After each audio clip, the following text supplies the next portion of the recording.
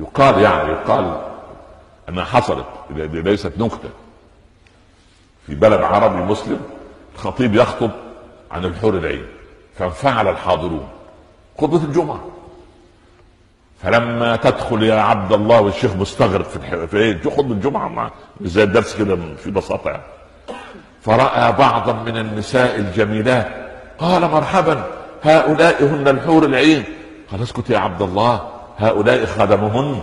يا خبر ابيض، دول خدم، طب ودونا على اللي احسن شويه.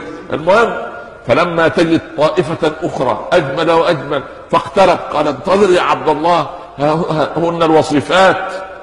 الله، هو درجات الى ان تدخل الى قصرك في الجنة. ده مين اللي يقول؟ الامام. الكل ايه؟ طب وده يفتح ودانه كده. هو ده الخطيب المحترم كده. يقولوا الناس كده، مش الشيخ عمر يقول لي النار وبئس القرار وعذاب القبر. لا، ده راجل يتكلم عن الحور العين. فاذا دخلت الى قصرك وجدت في استقبالك زوجتك في الدنيا. اسقط في ايدي المستمعين يا الله. واحد ما تحمل، ودي خطبة الجمعة، ممنوع الكلام، ممنوع الضحك، ممنوع الله.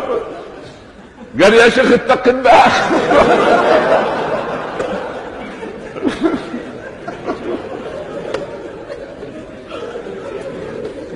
واضح انه سعيد في بيته.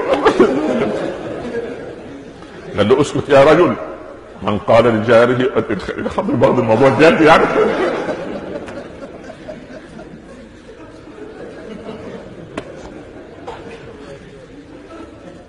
المهم الامام يسكت في الزبون. الرجل انفعل خرج حدود معاه. قال له هذا انقل اليكم حديثا من احاديث رسول الله صلى الله عليه وسلم.